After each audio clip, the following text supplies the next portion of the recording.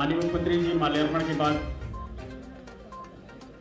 अंबेडकर महासभा के परिसर में स्थापित बाबा साहब की प्रतिमा पर माल्यार्पण करेंगे।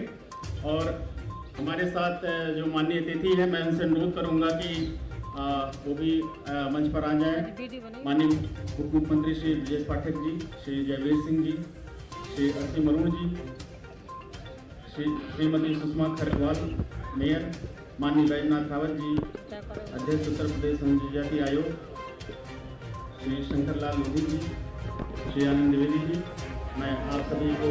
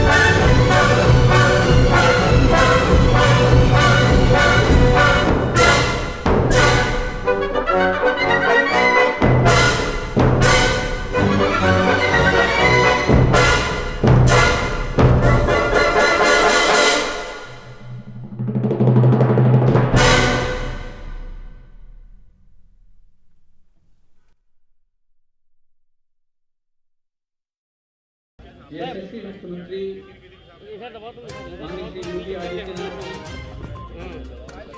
हमारे माननीय श्री ब्रजेश पाठक जी, भैया इनका आगे बढ़ाओ, उनका थोड़ा, माननीय श्री असीम अरुण जी राज्य मंत्री स्वतंत्र प्रभार, माननीय श्री बैजनाथ सुरेश जी अध्यक्ष अनुसूचित जाति जनजाति आयोग,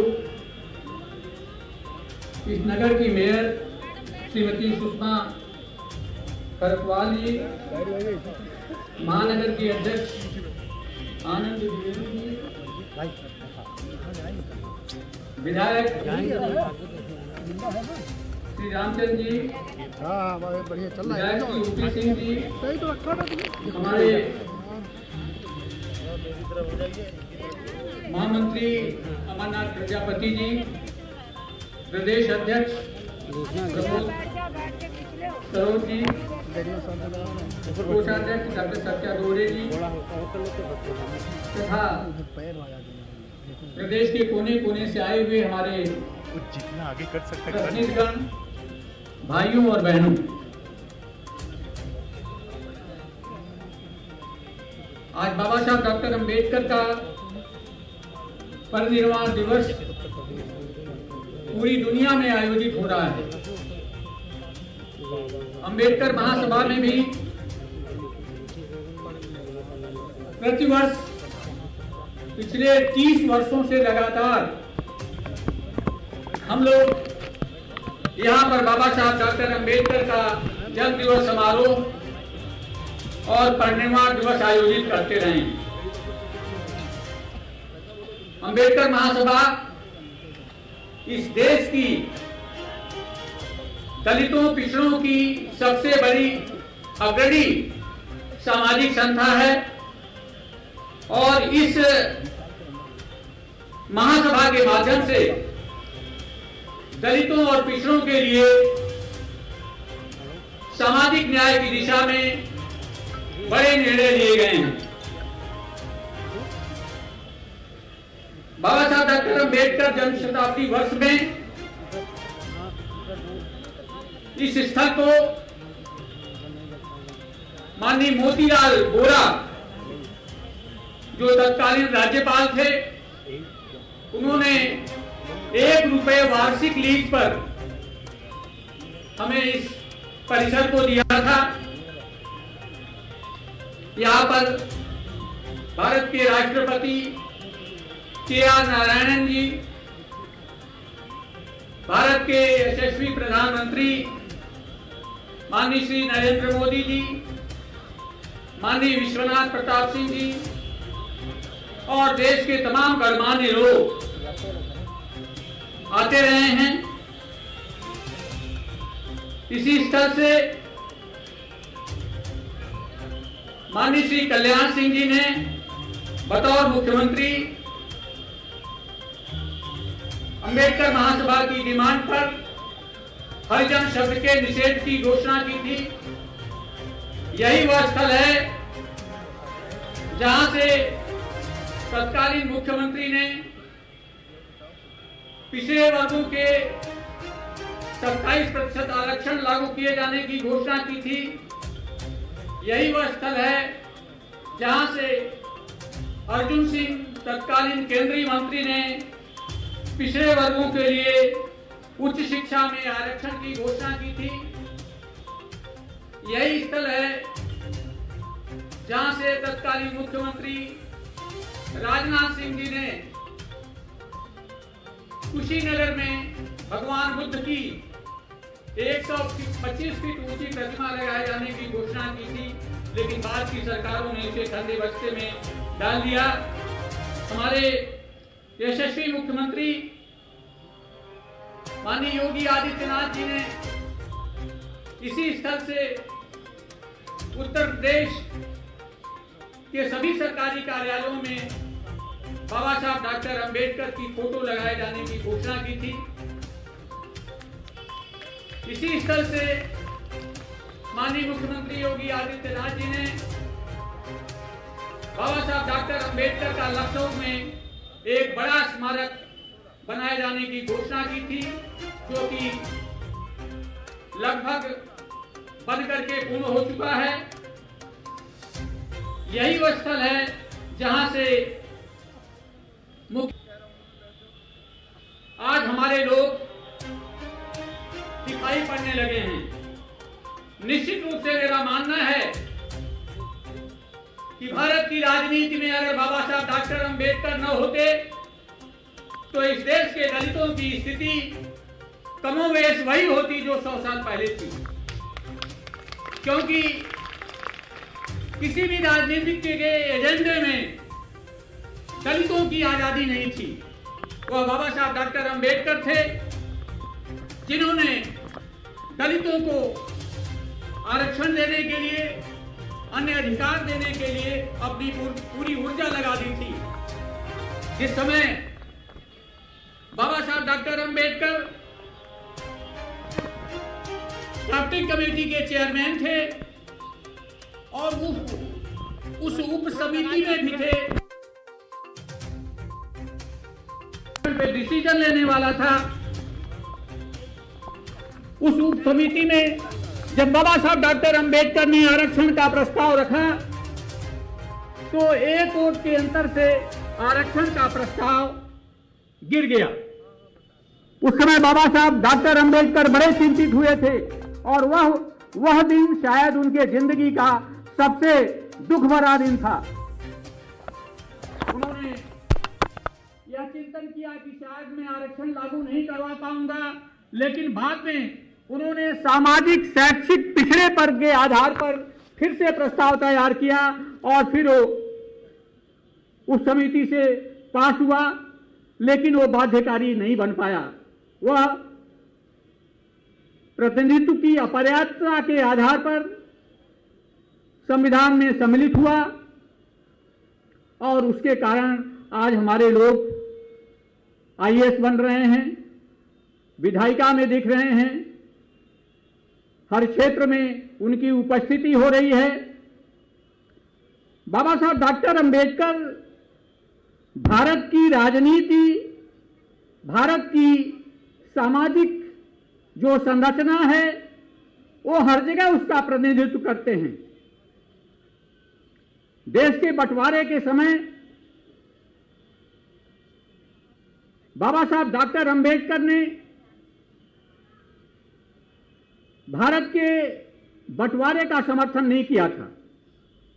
उन्होंने कहा था कि बंटवारा नहीं होना चाहिए, लेकिन यदि बंटवारा होता है तो ईमानदारी से होना चाहिए। हिंदुस्तान की जो मुस्लिम आबादी है, यदि बंटवारा होता है तो उसे पाकिस्तान जाना चाहिए पूरी, और पाकिस्तान से पूरी हिंदू आबादी हिंदुस्तान आना चाहिए। और उन्होंने यह भी ताकीद किया था कि यदि ऐसा नहीं हुआ तो भविष्य में संकट खड़ा होगा, और आज वही दिखाई पड़ रहा है। साथियों, पाकिस्तान के बंटवारे के समय हमारा एक बड़ा दलितों का नेता मोहम्मद अली जिन्ना के बहकावे में आकर के पाकिस्तान चला गया था, और वह थे योगेंद्र नाथ मंडल। योगेंद्र नाथ मंडल को मोहम्मद अली जिन्ना ने आश्वासन दिया कि हिंदुस्तान में दलितों के साथ न्याय नहीं होगा, आप हमारे साथ आइए, हम आपको जमीन देंगे, हम आपको नौकरी देंगे, हम आपको सम्मान देंगे, और हम आपको मंत्रिमंडल में जगह देंगे। योगेंद्र नाथ मंडल बाबा साहब डॉक्टर अंबेडकर की बात को ठुकरा करके पाकिस्तान चले गए और वहां पर कानून मंत्री बने। जिस समय वे कानून मंत्री बन रहे थे, उसी समय पाकिस्तान की सरकार ने एक सर्कुलर जारी किया कि पाकिस्तान से जो सफाई करने वाले दलित हैं, सफाई कर्म से जुड़े हुए जो दलित हैं, उन्हें पाकिस्तान से बाहर नहीं भेजा जाएगा, हिंदुस्तान नहीं भेजा जाएगा। बाबा साहब डॉक्टर अंबेडकर ने जब सवाल खड़ा किया, विरोध किया हिंदुस्तान से, तो उस सरकार पाकिस्तान की हुकूमत का जवाब था कि यदि हमारे यहां से वाल्मीकि समाज के लोग चले गए, धोबी समाज के लोग चले गए, तो सफाई कौन करेगा। यह पहला झटका था योगेंद्र नाथ मंडल को। और जब पाकिस्तान में दलितों के साथ, उनकी महिलाओं के साथ जब बलात्कार हुए, जब उनकी हत्याएं हुई, खासकर से पूर्वी पाकिस्तान में, जहां पर योगेंद्र नाथ मंडल चुनाव जीत करके आया करते थे, हजारों की संख्या में दलित मारे जाने लगे। उन्होंने मोहम्मद अली जिन्ना से विमर्श किया। मोहम्मद अली जिन्ना ने कहा आप जाकर के देख लीजिए, और एक स्पेशल विमान उन्हें दिया गया। वे पूर्वी पाकिस्तान गए और 3 दिन वहां रहे, और 3 दिन में लगभग 10,000 दलितों का कत्ल हुआ। योगेंद्र नाथ मंडल रुआंसे हो गए, विचलित हो गए, वे पाकिस्तान लौटे और मोहम्मद अली जिन्ना से अपने दुख का वर्णन किया। जिन्ना ने बहुत प्रतिक्रिया तो नहीं व्यक्त की, लेकिन उन्होंने कहा मैं देखूंगा। कुछ दिनों बाद मोहम्मद अली जिन्ना की मृत्यु हो गई। लियाकत अली खान वहां के राष्ट्राध्यक्ष बने और लियाकत अली खान योगेंद्र नाथ मंडल को पसंद नहीं करते थे और इस बीच में योगेंद्र नाथ मंडल हिंदुओं के पक्ष में, दलितों के पक्ष में बहुत बयानबाजी कर रहे थे। योगेंद्र नाथ मंडल से कानून मंत्री के रूप में एक बिल पास कराया गया कि जो सरकार के खिलाफ बोलेगा उसे 7 साल की सजा होगी। योगेंद्र नाथ मंडल समझ गए कि अब पाकिस्तान से मेरे दिन पूरे हो गए और अब मैं यहां रहा तो मेरे खिलाफ बहुत गंभीर कार्रवाई होगी। और साथियों, वे 1950 में ठीक 3 साल बाद बेटे की बीमारी का बहाना बना करके भारत भाग आए और यहां से फिर पाकिस्तान के कानून मंत्री के पद से त्यागपत्र दे दिया। आज बांग्लादेश में जो कुछ भी घटित हो रहा है आपको पता होना चाहिए और इसे विमर्श करना चाहिए। बांग्लादेश में जो हिंदू आबादी है उसका 90% दलित समाज है, जो कि योगेंद्र नाथ मंडल के बहकावे से पूर्वी पाकिस्तान चला गया था। आज उनकी सामूहिक हत्याएं हो रही हैं, उनकी महिलाओं के साथ बलात्कार हो रहा है, जो सरकारी नौकरियों में हैं उनसे त्यागपत्र लिया जा रहा है, उनके मंदिरों पे हमला किया जा रहा है। यह योगेंद्र नाथ मंडल के कारण आज बांग्लादेश में हमारे दलित, हमारे हिंदू भाई, हमारे बौद्ध भाई संकट में हैं। अंबेडकर महासभा इस पे चिंता व्यक्त करती है और माननीय मुख्यमंत्री जी के माध्यम से प्रधानमंत्री जी से अपील करना चाहती है कि हमारे दलित समुदाय को, हमारे हिंदू समुदाय को, हमारे बौद्ध समुदाय को बचाया जाना चाहिए। नहीं तो किसी दिन बांग्लादेश में किसी दिन भी भारी नरसंहार हो सकता है और वहां लाखों दलित मारे जाएंगे। उसे रोका जाना चाहिए।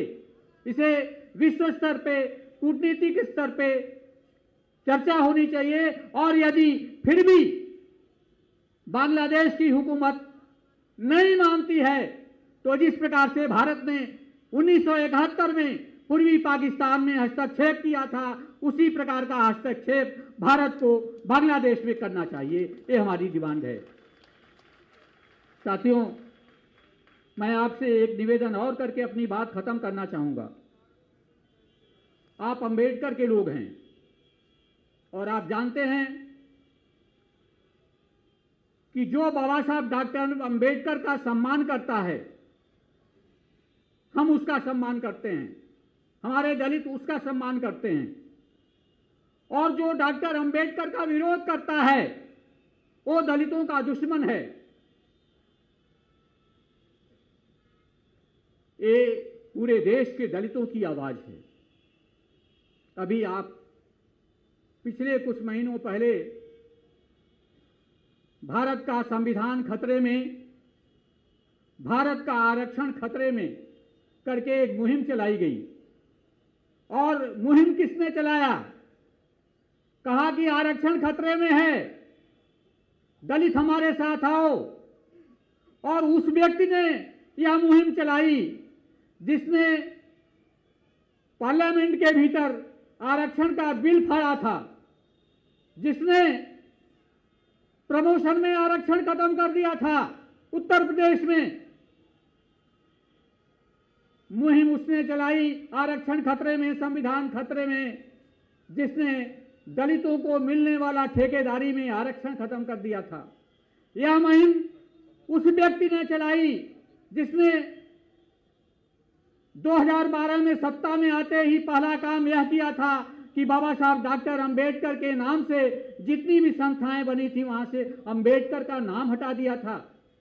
हमारे गुरु संत रविदास के नाम भदोही जिला बना था, वहां से संत रविदास का नाम हटा दिया। संत रविदास से इतनी दुश्मनी।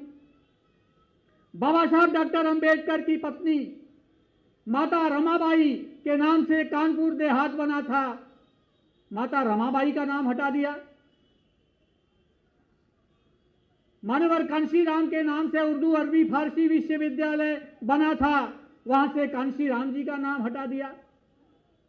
और ये लोग जिन्होंने बाबा साहब डॉक्टर अंबेडकर का विरोध किया, जिस आजम खान ने बाबा साहब डॉक्टर अंबेडकर का अपमान करते हुए ये कहा था कि एक व्यक्ति है जो ऐसे उंगली करके खड़ा रहता है, वह इशारा करता है कि जमीनों पे कब्जा कर लो। ऐसे लोगों ने आरोप लगाया कि संविधान खतरे में है, आरक्षण खतरे में है। और साथियों, मैं एक बात और आपसे कहना चाहूंगा, क्योंकि हमारे लोगों की स्मरण शक्ति बहुत कमजोर है। उनके एक और पार्टनर थे, धूर अंबेडकर विरोधी, आजादी के बाद से लेकर के, और उनकी सत्ता 1979-80 तक जब तक थी, उन्होंने बाबा साहब डॉक्टर अंबेडकर को भारत रत्न नहीं दिया। एक भी प्रतिमा पूरे देश में बाबा साहब डॉक्टर अंबेडकर की नहीं लगाई। और इतना ही नहीं, बाबा साहब, आपको पता है, बाबा साहब डॉक्टर अंबेडकर ने सिर्फ दलितों के लिए काम नहीं किया, पिछड़े वर्गों के आरक्षण के लिए उन्होंने आयोग की व्यवस्था की थी। और 1953 में पिछड़े वर्गों के आरक्षण के लिए काका कालेलकर आयोग बना, और उसने अपनी रिपोर्ट 1955 में दी थी, और उसमें पिछड़े वर्गों के आरक्षण की संस्तुति दी थी। किंतु तत्कालीन केंद्रीय सरकार ने उनकी संस्तुति को लागू नहीं किया, काका कालेलकर आयोग की। इसके बाद फिर 1979 में मंडल आयोग बना, बस खत्म कर रहे हैं, मंडल आयोग बना, और उसकी भी संस्तुति जो कि 80 में रिपोर्ट आएगी थी, उसको भी नहीं लागू किया। बाद में चल करके जब सत्ता परिवर्तन हुआ, जब मोरारजी देसाई सत्ता में आए, जब बीपी सिंह सत्ता में आए, तो 1990 में मंडल आयोग लागू हुआ। तो ये लोग अंबेडकर के विरोधी हैं, संविधान के विरोधी हैं, आरक्षण के विरोधी हैं। इनसे सावधान रहने की जरूरत है साथियों। और अंत में मैं माननीय मुख्यमंत्री योगी आदित्यनाथ जी का इसलिए भी आभारी हूं कि आप अंबेडकर महासभा में 16वीं बार आ रहे हैं। आज तक कोई मुख्यमंत्री दो बार या 3 बार से ज्यादा नहीं आया। आपने इस रिकॉर्ड को भी तोड़ दिया है। इसके लिए मैं आपका अभिनंदन करता हूं। मैं इसलिए भी अभिनंदन करता हूं, आपने यहां पर पहली जो 14 अप्रैल को जो आपने सभा की थी, उसमें आपने कहा था कि अब आज से उत्तर प्रदेश में दलितों के ऊपर उत्पीड़न नहीं होंगे। माननीय मुख्यमंत्री जी, आपके राज्य में दलितों के ऊपर अब सांघातिक हमले होने बंद हो गए। इसके पहले हम लोगों के यहां एक दलित उत्पीड़न केंद्र बना था, और वहां डेली यह शिकायत आती थी कि दबंग लोग, लठैत लोग हमारी जमीनों पर कब्जे कर रहे हैं। दलितों की जमीनों पर भारी पैमाने पे कब्जे हुए थे, उनके ऊपर अटैक हुए थे, उनके साथ बलात्कार होता रहता था। लेकिन इन सब गंभीर घटनाओं पर विराम लगा है आपके राज्य में, इसलिए दलित आपको अपना मित्र मानते हैं। आपने अंबेडकर महासभा के एक प्रतिनिधि को विधान परिषद में जगह दे करके आपने यह साबित कर दिया कि आप दलितों के सही मामलों में शुभचिंतक हैं, दलितों के मित्र हैं। इसलिए दलित आपसे अपेक्षा करता है, आपको अपना मार्गदर्शक मानता है, और यह उम्मीद करता है कि आपका प्यार, आपका स्नेह निरंतर हमें मिलता रहेगा, हमारे समाज को मिलता रहेगा। बहुत बहुत धन्यवाद। धन्यवाद सर। आपने विशेष रूप से भारत में और दक्षिण एशिया में जिस तरह दलितों के ऊपर अत्याचार की बात कही, बाबा साहब ने भी कहा था कि कानून और व्यवस्था राजनीतिक शरीर की दवा है, और जब राजनीतिक शरीर बीमार पड़े तो ये दवा दी जानी चाहिए। हमारे माननीय मुख्यमंत्री जी ने इस कानून व्यवस्था के राज्य को कायम रखा है। उससे सर्वाधिक जीवन आसान अगर हुआ है तो वो हमारे वंचित वर्ग है, दलित वर्ग है। अब मैं अगले वक्ता के रूप में माननीय श्री असीम अरुण जी, राज्य मंत्री स्वतंत्र प्रभार, मैं उनको आमंत्रित करता हूँ भोजन के लिए।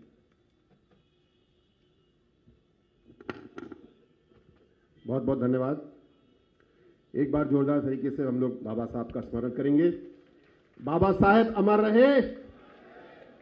थोड़ा और जोर से, बाबा साहेब अमर रहे। बाबा साहेब अमर रहे। भारत माता की, भारत माता की, भारत माता की। मित्रों, आज हम सब एकत्रित हैं भारत मां के सच्चे सपूत बाबा साहब डॉक्टर भीमराव अंबेडकर को याद करने के लिए, उनके बताए हुए रास्ते का स्मरण करने के लिए, और आज उनका परिनिर्वाण दिवस है। आप सब साथी आज उपस्थित हुए, बहनें हमारी बड़ी संख्या में उपस्थित हैं। मुझे विश्वास है बाबा साहब ऊपर से देख रहे होंगे, इस बात से बहुत संतुष्ट होंगे कि जो उन्होंने सपना देखा था कि बहनों का हिस्सा बिल्कुल बराबर होना चाहिए, वो हमारे आज इस परिसर में होता हुआ उनको दिख रहा होगा। तो आई हुई बहनों का भी बहुत स्वागत और भाइयों का भी बहुत स्वागत कि हम सब आज इस कार्यक्रम में साथ साथ प्रतिभाग कर रहे हैं। विशेषकर मंचासीन परम आदरणीय माननीय मुख्यमंत्री जी श्री योगी आदित्यनाथ जी, महाराज जी का बहुत आभार। जैसा भी निर्मल जी ने कहा, महाराज जी का बहुत अटूट विश्वास बाबा साहब और बाबा साहब के बताए हुए रास्ते पे है, और वो उनकी कथनी और करनी में हम लोग बार बार अनुभव करते हैं। आदरणीय श्री ब्रजेश पाठक जी भाई साहब, हमारे उप मुख्यमंत्री, जो इस काम में कंधे से कंधा मिला करके आगे चल रहे हैं और कोई भी पीछे ना छूटे, कोई भी वंचित ना रहे, उसके लिए काम कर रहे हैं। नव नियुक्त SC/ST कमीशन के अध्यक्ष हमारे बड़े भाई श्री बैजनाथ रावत जी भाई साहब, जिनके द्वारा आयोग को नई ऊंचाइयों पर ले जाया जा रहा है। हमारी महापौर बहन सुषमा करकवाल जी, आदरणीय प्रमोद सरोज जी भाई साहब, श्री अमरनाथ प्रजापति जी, डॉक्टर सत्या दौरे जी और आदरणीय निर्मल जी पुनः, सभी लोग का बहुत बहुत स्वागत। सबसे पहले हम सब आज अपनी हृदय से श्रद्धांजलि अर्पित करते हैं बाबा साहब के चरणों में और संकल्प लेते हैं कि जो उन्होंने रास्ता दिखाया उस पर हम सब मिलकर के चलेंगे। मैं इस बात का अनुभव करता हूं कि आदरणीय मुख्यमंत्री जी ने हमेशा बाबा साहब के बताए हुए रास्ते पर चलने का प्रयत्न किया है, सफल भी हुए हैं, और हमेशा उन्होंने प्रयास किया कि जो बाबा साहब का योगदान है उसका स्मरण सबके सामने रहे, रास्ता सबके सामने रहे। जिस प्रकार बाबा साहब ने सबकी चिंता की, ऐसी त्रुटि हमसे नहीं होना चाहिए कि हम सोचें कि बाबा साहब ने केवल अनुसूचित वर्ग के लिए, दलितों के लिए कार्य किया। उन्होंने हर प्रकार के वंचित वर्ग के लिए काम किया। महिलाओं को बराबरी का अधिकार देने के लिए उन्होंने सबसे बड़ा काम किया। दुनिया में जब वो कानून नहीं बन रहे थे तो उन्होंने बराबरी के अधिकार के कानून आज़ादी से पहले, जब वो विधि का कार्य देख रहे थे, तो उन्होंने किया। श्रमिकों के लिए जो कार्य बाबा साहब ने किए वो हम सबके सामने है। उस समय सीमित शिफ्ट ड्यूटी नहीं हुआ करती थी, उन्होंने उसको 8 घंटे किया। उस समय कोई अवकाश का नियम नहीं था, वो बाबा साहब ने दिया। तो हम सबको इस बात का स्मरण करना है कि बाबा साहब सही मायने में मानवतावादी थे। समानता किस प्रकार आए, इसके लिए वो लगातार प्रयत्न करते थे। आदरणीय मुख्यमंत्री जी, महाराज जी भी इस बात के लिए हमेशा काम करते हैं। हमारे छोटे छोटे समूह संख्या के रूप से, लेकिन वो पीछे छूट रहे थे। माननीय मुख्यमंत्री जी ने उनके ऊपर अपनी निगाह डाली, उनको अपना आशीर्वाद दिया। जिनको हम लोग डीनोटिफाइड ट्राइब, DNT बोलते हैं, ऐसे छोटे समूह लेकिन विकास की धारा में पीछे छूट रहे थे, माननीय मुख्यमंत्री जी ने विशेष रुचि लेकर के और सभी विभागों को लगा करके इस काम को आगे बढ़ाया कि कोई भी व्यक्ति इस प्रकार वंचित ना रहे। एक और छोटा समूह ट्रांसजेंडर समुदाय या किन्नर समुदाय, हम स्वीकारते हैं, हमारे पूरे समाज ने उनके साथ बहुत भेदभाव किया, अत्याचार किया, मुख्य धारा से उनको दूर किया। माननीय मुख्यमंत्री जी ने एक ट्रांसजेंडर कल्याण बोर्ड अलग से बनाया कि इस संख्या के रूप में बहुत छोटा समूह है, लेकिन भेदभाव के रूप में देखें तो हम सबसे एक सामूहिक गलती हो रही थी। उनके सम्मान के लिए, भेदभाव को दूर करने के लिए और मुख्य धारा में अवसर देने के लिए माननीय मुख्यमंत्री जी ने काम किया। हम सब हृदय से आभार व्यक्त करते हैं माननीय मुख्यमंत्री जी का इस बात के लिए। अभी आदरणीय निर्मल जी चर्चा कर रहे थे, जो SC/ST कानून के तहत उत्पीड़न होता है, ये सही बात है कि उस उत्पीड़न के ऊपर बहुत बड़े पैमाने में रोक लग गई है। हम लोग खुली हवा में सांस ले रहे हैं, लेकिन एक बहुत बड़ा काम और माननीय मुख्यमंत्री जी ने किया। कोई भी परिवार का मुखिया जो कमाऊ सदस्य है, अगर उनकी किसी हत्या में मृत्यु हो जाती है, ऐसी घटना होती है, तो 5,000 रुपये की पेंशन उनके परिवार को आजीवन जीने की व्यवस्था आदरणीय योगी जी ने की है। एक हृदय विदारक घटना चुनावों से ठीक पहले करहल में हुई थी। हमारी एक बेटी, उसकी हत्या कर दी गई।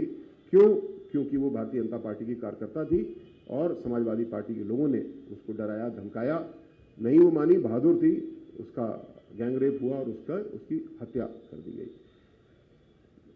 बहुत ही क्रोधित करने वाली घटना। तुरंत उसमें गिरफ्तारियां हुई, कार्रवाई हुई, लेकिन वो बेटी परिवार की मुखिया भी थी। वो जाती थी रोज औरैया, वहां से सब्जी का छोटा ट्रक भर के लाती थी और ला करके करहल में बेचती थी। 25 साल की थी, लेकिन कमाऊ थी, परिवार की मुखिया के रूप में काम करती थी। माननीय मुख्यमंत्री जी ने तुरंत उस परिवार के लिए इस योजना के तहत 5,000 रुपये स्वीकृत किए। उनके माता पिता को आजीवन वो पेंशन मिलेगी और अगर महंगाई बढ़ेगी तो उस पर महंगाई का भी डीए लगेगा। इतनी बड़ी व्यवस्था माननीय मुख्यमंत्री जी ने करके हमको दी है। लेकिन साथ साथ ऐसी व्यवस्था भी की है, ऐसी कानून व्यवस्था दी है कि ऐसी घटनाएं होनी ही नहीं चाहिए कि ऐसी नौबत आए, और लेकिन अगर पूर्व में कहीं हुई है तो पूरा समर्थन हम लोग का है। आज मित्रों, मैं ये भी चर्चा करना चाहता हूं कि एक और हम लोग विकसित भारत की यात्रा में बहुत तेजी से आगे बढ़ रहे हैं। आदरणीय योगी जी ने एक बहुत बड़ा स्वप्न पूरे प्रदेश के लिए देखा है, हमारे आपके भरोसे देखा है कि $1 ट्रिलियन की अर्थव्यवस्था हमें बनानी है। आसान शब्दों में कहूं तो 4 गुना हमारी राज्य की जो व्यवस्था है, SGDP है, वो करनी है। और आसान करूं तो हर परिवार को 4 गुना आय हमें बढ़ानी है। लेकिन इस प्रक्रिया में क्या विषमताएं बढ़ जाएं और हम संतुष्ट होंगे? बिल्कुल भी नहीं। विषमताएं और कम होनी चाहिए। समाप्त हो जाए तो बहुत ही अच्छा, लेकिन निरंतर हमारा प्रयास हो कि आर्थिक विषमताएं कम होनी चाहिए और पूरी तरह समाप्त होनी चाहिए। और इसके लिए जो मोदी जी ने हमको 4 शब्दों में मूल मंत्र दिया है, सबका साथ और सबका विकास, उस पर हम सब मिलकर काम कर रहे हैं। आदरणीय योगी जी इस बात का बहुत ध्यान दे रहे हैं कि $1 ट्रिलियन की यात्रा में जो सबसे नीचे सीढ़ी पे खड़े हुए परिवार हैं, उनकी आय 4 गुना नहीं, उनकी आय हमको 6 गुना 8 गुना बढ़ानी होगी, तब जाके आगे बढ़ेंगे। और आगे की यात्रा यही है। आगे की यात्रा सौभाग्य से इस समय किसी प्रकार के उग्र प्रदर्शन की नहीं है। आज की लड़ाई हमारी बड़ी शांत है, लेकिन और ज़्यादा बड़ी है। और वो यात्रा है कि हम सबको अपने आसपास मिल करके अपने बहनों भाइयों को, परिवारों को आगे बढ़ाना। या मैं किसी एक जाति की बात नहीं बोल रहा हूँ, जो भी आय वर्ग में नीचे हैं उनको अगर हमारे पास सामर्थ्य है, हम इंटरनेट पे स्कीम का लाभ दिलवा सकते हैं, जानकारी दे सकते हैं। तो आने वाले 1-2 साल की यात्रा पूरी तरीके से ये है। और जैसे जैसे हम परिवारों को आगे बढ़ा पाएंगे, हम लोग इसमें सफल हो रहे होंगे। और मैं अंत में याद दिलाना चाहूँगा कि आपकी डबल इंजन की सरकार में गार्ड का डिब्बा भी है, जिसका काम यही है कि कोई न यात्री पीछे छूटे, न कोई डिब्बा पीछे छूटे। जब पूरी रेल हमारी एक साथ चल रही है, आगे बढ़ रही है, और आदरणीय योगी जी के रूप में उसको एक कुशल ड्राइवर मिला है, तो ये यात्रा सुखद भी होगी, सफल भी होगी, और बाबा साहब के बताए हुए रास्ते पे ही ये सफल हो सकती है, ऐसा मेरा पूरा विश्वास है। और हम सब मिलकर उस पर काम कर रहे हैं। तो बहुत बहुत आभार सभी साथियों का। आदरणीय मुख्यमंत्री जी का बहुत आभार और धन्यवाद। जय हिंद, जय भीम। धन्यवाद सर। बाबा साहब ने कहा था, जब तक आप सामाजिक स्वतंत्रता हासिल नहीं कर लेते, कानून द्वारा प्राप्त स्वतंत्रता आपके किसी काम की नहीं है। हमारी सरकार ने हमारे माननीय मुख्यमंत्री जी के नेतृत्व में जिस तरह से बाबा साहब के संवैधानिक दर्शन को अपनी नीतियों के माध्यम से क्रियान्वित किया है, और वो सामाजिक स्वतंत्रता की दिशा में वह एक मील का पत्थर है। अब मैं अगले वक्ता के रूप में माननीय उप मुख्यमंत्री जी श्री ब्रजेश पाठक जी को आमंत्रित करता हूं कि कृपया मंच पर आएं और अपना उद्बोधन दें।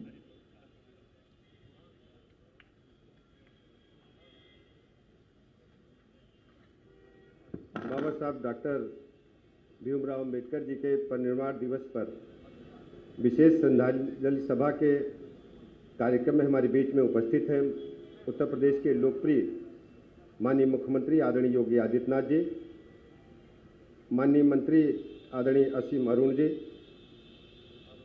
SC/ST आयोग के अध्यक्ष आदरणीय बैजनाथ रावत जी, सदस्य विधान परिषद तथा महासभा के अध्यक्ष डॉक्टर लालजी प्रसाद निर्मल जी, आदरणीय अमरनाथ प्रजापति जी जो महामंत्री हैं, आदरणीय प्रमोद सरोज जी, आदरणीय संजय सिंह जी, आदरणीय डॉक्टर सत्या दोहरे जी, आदरणीय सुषमा खरकवाल जी, आदरणीय रामचंद्र प्रधान जी, आदरणीय आनंद द्विवेदी जी, आदरणीय ओपी श्रीवास्तव जी, उपस्थित मंच पर तथा सामने बैठे सभी बहनों तथा भाइयों, सबसे पहले मैं बाबा साहब के परिनिर्वाण दिवस के अवसर पर हृदय से श्रद्धा सुमन अर्पित करता हूं, नमन करता हूं, उनकी स्मृतियों को नमन करता हूं।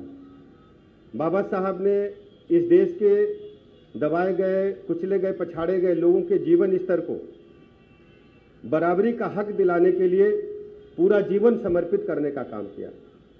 आज यदि हमको वोट देने का अधिकार है तो बाबा साहब की कृपा से ही है।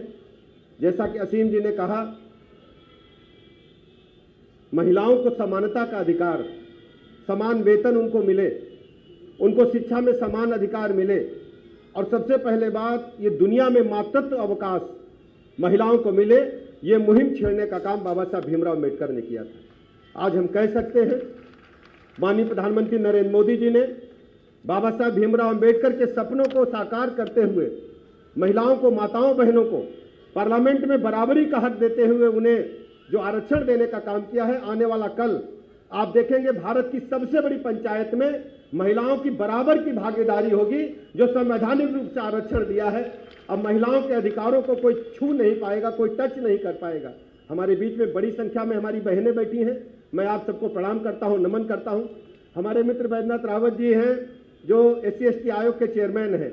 मैं आधा समय अपना आपको देता हूं, आप 2 मिनट आके बोल लीजिए। आइए, मैं आधा समय आपको दे दिया हूं, मैं 2 मिनट इसलिए बोला, 1 मिनट। बहुत बहुत धन्यवाद, आभार। आइए आइए।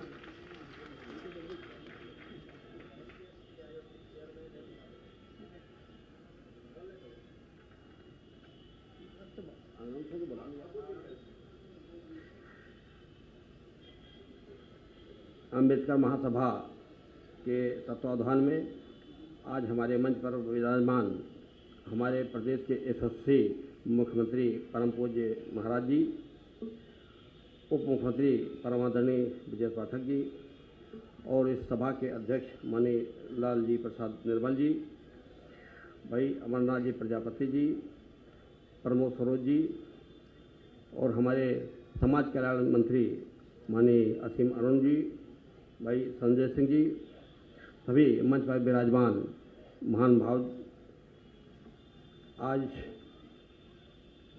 हम अपने संविधान निर्माता के परिनिर्वाण दिवस पर आज एकत्रित हुए हैं।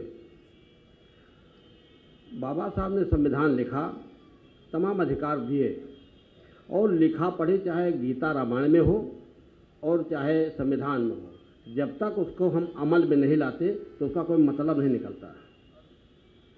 बाबा साहब ने संविधान दिए और संविधान में अधिकार दिए। उसके बाद जो सरकारें बनी उन्होंने कोई अधिकार हमको दिए नहीं, अमली जामा उनका नहीं पहनाया। 2014 में जब योगी जी की सरकार बनी तब पंडित दीनदयाल के सपनों को साथ लेकर के और हमारे संविधान में लिखे जो अधिकार मिले थे उनको अमली जामा पहनाने का काम शुरू हुआ।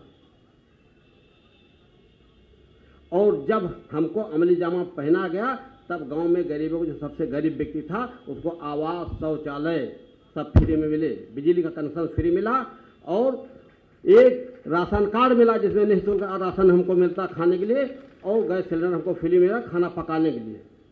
समय कम है, थोड़ी बात कहेंगे। जो अभी हमारी आधी आबादी की बात हो रही थी, मोदी जी ने और योगी जी ने जो दूरदृष्टि अपनाई, पंडित दीनदयाल जी के सपनों को आगे बढ़ाने काम किया, उसमें महिलाएं बैठी हैं, एक उनको आवास मिलता है निःशुल्क, और एक वो उसकी मुखिया होती है हमारी महिला, उसमें फिर शौचालय बना है, उसकी भी मुखिया महिला है, वो भी निःशुल्क है। बिजली का कनेक्शन उसमें जो दिया गया महिला के नाम से, वो भी निःशुल्क है। राशन कार्ड दिया गया जिसे निःशुल्क राशन मिलता है, उसकी मुखिया महिला है। गैस सिलेंडर जो दिया गया, निःशुल्क दिया गया, उसकी भी मुखिया महिला है। जो नारी सशक्तिकरण की बात हुई तो मोदी जी, योगी जी दोनों ने जो महिला को मुखिया बनाया उससे सब चीज़ें फ्री मिलती हैं। ये एक लाभ है। जो इसमें छिपा हुआ लाभ ये है कि 5 योजनाएं, खाने के लिए राशन, पकाने के लिए गैस सिलेंडर, रहने के लिए आवास, बच्चों को पढ़ाने के लिए रोशनी के लिए बिजली फ्री और शौचालय, 5 चीज़ें मिल गई। तो आप जानिए दूसरा लाभ क्या है। हमारे समाज में तलाक हुआ करती थी, गरीबों में ज़्यादा। हमारा 2 डंडे का आघात भाग के चले जाओ, तुमको अब नहीं रखेंगे। लेकिन मोदी जी ने, योगी ने जो सोचा कि इसकी मुख्य सारी 5 योजना की मुखिया महिला कर दिया। अब अगर कोई कह दे अपनी हमारी बहन बेटी को कि अब तुम चली जाओ, तुमको अब नहीं रखेंगे, तो महिला क्या कहेगी कि अब तलाक हमारा है, तुम्हारा तलाक होगा, अब तुम हमारे घर से चले जाओ। मोदी जी ने, योगी जी ने हमको 5 चीज़ें हमको दी हैं, हम अब खा पी लेंगे, बच्चों को पढ़ा लेंगे। तो ये हाँ, टोटी पानी और जुड़ गई, सब कुछ दिया। तो संविधान में तो हमको सब कुछ मिला था, लेकिन अमली जमा हमारे जो नीति 2 हैं, माननीय प्रधानमंत्री जी और योगी जी ने इतना मजबूत किया हमारी महिलाओं को कि आज महिला मतलब सिर उठा के चल सकती है। और जो असमत बचाने की बात थी, सुरक्षा तो संभालना बहुत दिन से थी, लेकिन पिछली सरकारों ने देखा कि नहीं सुरक्षा मिली थी, रास्ते बच्चियाँ उठाई जाती थी। और आज किसी की हिम्मत नहीं निगाह उठा ले। तो ये सुरक्षा दी हमारे महाराज जी ने। समाज सुरक्षित, इलाज के लिए आयुष्मान, और हमारे डिप्टी सीएम महोदय बैठे हैं, और खाने पीने के लिए सारा सब कुछ। तो हम धन्यवाद देते हैं अपने प्रधानमंत्री जी को, योगी जी को, जिन्होंने दलित समाज की तरफ देखा और दलित समाज को ऊपर उठाने के सारे प्रयास किए, सारी योजनाएं गरीबों के लिए शुरू की। एक गरीब हम भी थे, आयोग में चेयरमैन हमको बना दिया गया। उम्र थी उसमें 65 साल, हम निकले 71 साल। महाराज जी की कृपा हुई, कहा भाई हम तो दलित की हितैषी हैं, अनुसूचित जाति की हम हितैषी हैं, तो कोई बात नहीं, सीमा हम समाप्त करेंगे। हमने आग्रह किया था कि 75% करेंगे महाराज जी। दलित पर इतना महाराज जी का प्यार है, इतना हमदर्द हैं हमारे दलित समाज के, इन्होंने अनुसूचित जाति आयोग में आयु सीमा अनलिमिटेड कर दी। आयु सीमा है ही नहीं अब। तो जो हमारे लिए है हम उसके लिए हैं, जो मेरे लिए उपकार करता है हम उसके साथ हैं। तो हम सब समाज भारतीय जनता पार्टी का, प्रधानमंत्री का और महाराज जी का ऋणी है। और आज ये मौका है कि हम अपने संविधान निर्माता को श्रद्धांजलि अर्पित करें। इसमें आज एक संयोग है, आज के ही दिन संविधान सभा गठन हुआ था। 6 दिसंबर 1946 को संविधान सभा गठन हुआ था। एक आज वो भी संयोग है, और उससे 10 साल बाद आज 6 दिसंबर 1956 को परिनिर्वाण दिवस के हुआ था 6 दिसंबर को। तो आज हम बाबा साहब को अपनी सच्ची श्रद्धांजलि अर्पित करते हैं। बहुत बहुत धन्यवाद।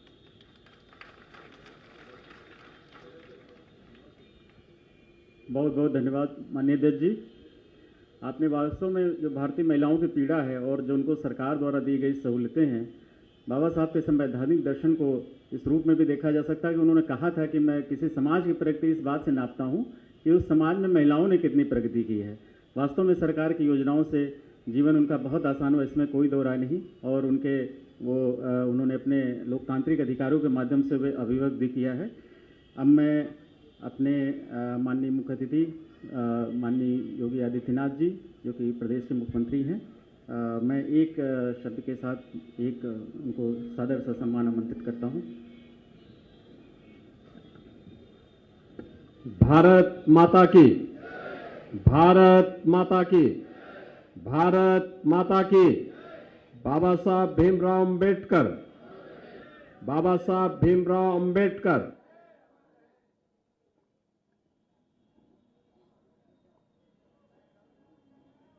भारत के संविधान के शिल्पी, भारत रत्न बोधिसत्व बाबा साहब डॉक्टर भीमराव अंबेडकर जी के इस महापरिनिर्वाण दिवस के लिए अंबेडकर महासभा के द्वारा आयोजित आज के इस कार्यक्रम में समारोह में उपस्थित प्रदेश सरकार में मंत्रिमंडल के मेरे वरिष्ठ सहयोगी, उप मुख्यमंत्री श्री ब्रजेश पाठक जी, प्रदेश सरकार के समाज कल्याण विभाग के मंत्री श्री असीम अरुण जी, अनुसूचित जाति जनजाति आयोग के अध्यक्ष श्री बैजनाथ रावत जी, इस पूरे कार्यक्रम के संयोजक विधान परिषद सदस्य डॉक्टर लालजी प्रसाद निर्मल जी, लखनऊ की महापौर श्रीमती सुषमा खड़कवाल जी, माननीय विधायकगण श्री ओपी श्रीवास्तव जी, श्री रामचंद्र प्रधान जी, भारतीय जनता पार्टी लखनऊ महानगर के अध्यक्ष आनंद द्विवेदी जी, अंबेडकर महासभा के अध्यक्ष श्री प्रमोद सरोज जी, महामंत्री श्री अमरनाथ प्रजापति जी, कोषाध्यक्ष डॉक्टर सत्या दोहरे जी, अंबेडकर महासभा से जुड़े हुए सभी उपस्थित पदाधिकारीगण और बहनों और भाइयों, आज भारत माता के महान सपूत, भारत के संविधान के शिल्पी बाबा साहब डॉक्टर भीमराव अंबेडकर जी की महापरिनिर्वाण दिवस है। मैं इस अवसर पर बाबा साहब की स्मृतियों को देश के लिए, वंचितों के लिए, दलितों के लिए उन्होंने जो कार्य किया है उसके लिए उनको स्मरण करते हुए उन्हें प्रदेश सरकार और प्रदेश की जनता जनार्दन की ओर से विनम्र श्रद्धांजलि अर्पित करता हूं। बहनों और भाइयों, दुनिया के अंदर जहां कहीं भी कोई वंचित है, कोई पीड़ित है, प्रताड़ित है, शोषित है, दुनिया के उन कोटि कोटि मानवों के उद्धार की आवाज है बाबा साहब डॉक्टर भीमराव अंबेडकर। जीवन को एक नई दृष्टि देने वाले, जीवन को एक नई दिशा देकर के उनके जीवन में भी खुशहाली आए, इसको एक नई दिशा देने वाले किसी एक नाम की चर्चा होती है तो वह बाबा साहब भीमराव अंबेडकर की होती है। और इसीलिए उस महामानव का स्मरण उनकी जयंती के अवसर पर, उनके महापरिनिर्वाण दिवस के अवसर पर न केवल हम लोग करते हैं, बल्कि आज के दिन पर समाज रचना से जुड़े हुए राष्ट्र के सशक्तिकरण के लिए उठाए जाने वाले किसी भी बड़े अभियान में वह बाबा साहब भीमराव अंबेडकर के बगैर वे सभी कार्य अधूरे माने जाते हैं। सचमुच जो कार्य उन्होंने उस कालखंड में किया, एक लंबे समय तक सैकड़ों वर्षों से चली आ रही उन कुप्रथाओं को समाप्त करने, दलितों, वंचितों, शोषितों को उनका अधिकार प्राप्त हो सके, इसके लिए उनके द्वारा किया गया प्रयास यह अभिनंदनीय है। और बाबा साहब भीमराव अंबेडकर भले ही उन्होंने अत्याचार सहे होंगे, अन्याय सहा होगा, लेकिन उनका कार्य देश के लिए था, समाज के लिए था। कभी भी उन्होंने अपने चेहरे पर वे बातें नहीं आने थी और अंतिम दम तक वह देश के शोषित वर्ग के लिए, वंचित वर्ग के लिए, दलित वर्ग के लिए लड़ते रहे और उन्हें न्याय दिलाने में उन्हें सफलता प्राप्त हुई। बहनों और भाइयों, यहां पे चर्चा हो रही थी। जो बातें यहां पर इस कार्यक्रम के संयोजक डॉक्टर लालजी प्रसाद निर्मल जी ने जो बात अपने उद्बोधन में कही, आज आप एक चर्चा लगातार सुन रहे होंगे बांग्लादेश का। बांग्लादेश में हिंदू, बौद्ध और अन्य अल्पसंख्यक समुदाय के लोगों को वहां के कट्टरपंथियों के द्वारा मारा जा रहा है, जलाया जा रहा है, उनकी संपत्ति को लूटा जा रहा है, माताओं और बहनों की इज्जत के साथ खिलवाड़ हो रहा है। मैं जानना चाहता हूं कि स्थितियां क्यों आई। याद करना, ये जिन्ना का जिन जब तक इस धरती पर रहेगा तब तक इस प्रकार की अराजकता लगातार डसती रहेगी, गरीबों को, वंचितों को, शोषितों को। और यही दृश्य हम वहां देख रहे हैं। जो पाप 1947 में देश के विभाजन के रूप में हम सबके सामने आया था, आज उसका एक बदसूरत रूप फिर से हमारे सामने बांग्लादेश के रूप में है।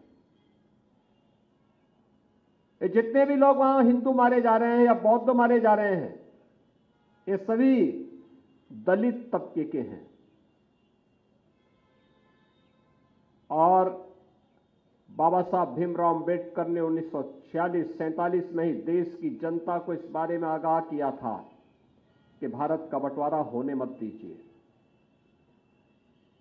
और अगर होता है तो फिर आर पार की लड़ाई, आर पार की व्यवस्था हो जाए। उन्होंने, याद करिए, जो लोग आज समाज को धोखा देते हैं, झूठा प्रलाप करते हैं, उन्होंने उस समय भी जब हैदराबाद के निजाम के रजाकारों के द्वारा दलितों के गांव जलाए जा रहे थे, उनका शोषण हो रहा था, उन पर अत्याचार किया जा रहा था, तब बाबा साहब भीमराव अंबेडकर ने खुला पत्र लिखा था हैदराबाद के निजाम की रियासत के सभी दलितों के लिए। उन्होंने कहा था, अत्याचार हो रहा है, निजाम की रियासत को छोड़ करके तुम शेष भारत में महाराष्ट्र की तरफ या अन्य ओर चले आओ, लेकिन किसी भी स्थिति में अपना धर्म मत बदलना। यह संकल्प था बाबा साहब भीमराव अंबेडकर का। और स्वतंत्र 1946 में जब उन्हें प्रलोभन देने का प्रयास हुआ, हैदराबाद के निजाम ने भी दिया, पाकिस्तान प्रस्थ जिन्ना के लोगों ने भी दिया, लेकिन बाबा साहब अपने आदर्शों से टस से मस नहीं हुए, हटे नहीं। उन्होंने कहा, नहीं, मैं पहला और अंतिम भारतीय ही रहूंगा। यानी जन्म अगर भारतीय के रूप में मैंने लिया है तो मेरी अंतिम यात्रा भी भारतीय के रूप में ही निकलेगी। और आजीवन उन्होंने इस व्रत का पालन किया। लगातार वह दलित समुदाय के लिए कार्य करते रहे, उसको आगाह भी करते रहे। जिन लोगों ने बाबा साहब भीमराव अंबेडकर की बात को माना, वे भारत के अंदर सुरक्षित हैं, आरक्षण का लाभ प्राप्त कर रहे हैं, हर प्रकार का सम्मान और सुविधाओं को उपलब्ध करवाने का दायित्व सरकार आज उनके लिए उपलब्ध करा रही है। लेकिन जिन लोगों ने धोखे से योगेंद्र नाथ मंडल की बात को मान करके बहक गए थे, वे पाकिस्तान के अंदर भी और बांग्लादेश के अंदर भी किस प्रकार का अत्याचार सह रहे हैं, यह दृश्य आज हम सबके सामने है। याद करिए, 1947 में पाकिस्तान और बांग्लादेश के अंदर हिंदुओं की आबादी कितनी थी? बांग्लादेश के अंदर तो 1971 तक 22% हिंदू रहा करता था। आज वो घट करके 7 से 8% तक रह गया है। और जो कुछ हो रहा है, अगर इसी प्रकार का नरसंहार चलता रहा तो ये संख्या बहुत सीमित रह सकती है। आवाज उठनी प्रारंभ हुई है, लेकिन यह आवाज उन लोगों की उठ रही है जो यहां पर दलितों के हितों के लिए भी काम करना चाहते हैं, कर रहे हैं। जो लोग दलितों को अपना वोट बैंक बना करके लगातार उनका शोषण किए हैं, वे लोग बांग्लादेश की घटना पर मौन बने हुए हैं। उनके मुंह से एक भी शब्द नहीं निकल रहा है, क्योंकि वे सच स्वीकार भी नहीं कर सकते, सच बोल भी नहीं सकते। उनमें सामर्थ्य नहीं है बोलने की, और इसीलिए लोग वहां की दृश्य पर मौन है। आज यहां पर हमारे डिप्टी सीएम श्री ब्रजेश पाठक जी ने भी, असीम अरुण जी ने भी, SC/ST आयोग के अध्यक्ष श्री बैजनाथ रावत जी ने भी अपनी बात को यहां पे रखा। सरकार आज जो कुछ भी कर रही है गरीबों के लिए, वंचितों के लिए, दलितों के लिए, ये सब बाबा साहब भीमराव अंबेडकर के ही सपने को साकार करने का एक अभियान है। शौचालय उपलब्ध करवाना हो, आवास उपलब्ध करवाना हो, जमीन के पट्टे उपलब्ध करवाना हो, पेंशन की सुविधा का लाभ देना हो, या फिर SC/ST वर्ग के छात्रों के लिए स्कॉलरशिप की व्यवस्था करनी हो, शुल्क प्रतिपूर्ति की व्यवस्था करनी हो, ये सभी कार्यक्रम उसी अभियान के हिस्से हैं। और अब तो हम लोग उत्तर प्रदेश में कार्य और प्रारंभ किए हैं। हमने तय किया है जीरो पॉवर्टी का हम लक्ष्य प्राप्त करेंगे, यानी गरीबी को पूरी तरह शून्य तक पहुंचाएंगे। जिसके पास जमीन नहीं है उसको जमीन का पट्टा, जिसके पास मकान नहीं उसको मकान की सुविधा, जिसके पास राशन कार्ड नहीं उसको राशन कार्ड, जिसके पास आयुष्मान की सुविधा नहीं उसको 5 लाख रुपए की स्वास्थ्य बीमा का कवर उपलब्ध करवाएंगे, जिसके पास पेंशन की सुविधा नहीं उसको पेंशन की सुविधा उपलब्ध करवाएंगे, जिसके घर तक पानी नहीं पहुंचा है हर घर नल की योजना से उसके घर को जोड़ने का काम करेंगे, जिसके घर में शासन की कोई सुविधा अब तक नहीं पहुंची है उसको सिचुएट करने के एक बड़े कार्यक्रम को सरकार ने अपने हाथ में लिया है। और सरकार इसको करेगी जिससे समाज में गरीबी रेखा की स्थिति को हम समाप्त करके हर एक व्यक्ति के जीवन में खुशहाली लाने में योगदान दे सकेंगे। और यही बाबा साहब भीमराव अंबेडकर का सपना था। उस सपने को साकार करने के लिए डबल इंजन की सरकार पूरी प्रतिबद्धता के साथ कार्य कर रही है। और बाबा साहब के इसी सपने को साकार करने के लिए बाबा साहब जैसे महामानवों पर शोध हो सके, उनके जीवन दर्शन को हम गांव-गांव, घर-घर तक पहुंचा सकें, इसी के लिए लखनऊ में बाबा साहब भीमराव अंबेडकर इंटरनेशनल सेंटर की स्थापना के एक बड़े कार्यक्रम को लेकर के हम आगे बढ़ रहे हैं। याद करना, बाबा साहब भीमराव अंबेडकर को स्वतंत्र भारत में पहली बार उनके पंच तीर्थों को स्थापित करने का श्रेय अगर किसी को जाता है तो प्रधानमंत्री मोदी जी को जाता है। और आज प्रधानमंत्री मोदी जी की प्रेरणा से इसी लखनऊ में अंबेडकर महासभा के आह्वान पर, उनकी मांग पर हम लोग ये इंटरनेशनल सेंटर की स्थापना का कार्य कर रहे हैं, जहां पर ऑडिटोरियम भी होगा, लाइब्रेरी भी होगी, छात्रों के लिए वहां पर छात्रावास भी होगा, अतिथि गृह भी होगा और बाबा साहब अंबेडकर का भव्य स्मारक भी होगा, जो उनके जीवन के विभिन्न पक्षों को वहां पर चित्रित करते हुए संविधान की ओरिजिनल प्रति भी होगी। ये जो ढोंग कर रहे हैं ना संविधान की प्रति दिखा दिखा करके, ये वह प्रति दिखा रहे हैं जो इन्होंने उस बाबा साहब भीमराव अंबेडकर की मूल संविधान पर कुठाराघात करके उसकी हत्या करने का प्रयास किया था। याद करना, किसी भी संविधान की प्रस्तावना उसकी आत्मा होती है। आत्मा, हमारी आत्मा अगर शरीर से हट गई तो शरीर मृत होता है। और बाबा साहब भीमराव अंबेडकर के संविधान के साथ यही कृत्य कांग्रेस ने किया था 1975 में, जब देश के अंदर उन्होंने इमरजेंसी लागू की थी। यह अपमान था बाबा साहब भीमराव अंबेडकर का, संविधान के विशेषज्ञों का, संविधान निर्माताओं का। और वही कृत्य वे आज भी कर रहे हैं। वही कृत्य 76 में उन्होंने किया था, जब बाबा साहब भीमराव अंबेडकर के मूल संविधान में उन्होंने प्रस्तावना में ही संशोधन करके वे शब्द डालने के काम किए थे जो मूल संविधान में बाबा साहब भीमराव अम्बेडकर जिनको नहीं डाले थे। और इसलिए बहनों और भाइयों, ये जो ढोंग कर रहे हैं लोग, इन लोगों के वास्तविक चेहरे को जनता के सामने, देश के सामने प्रस्तुत किए जाने की आवश्यकता है।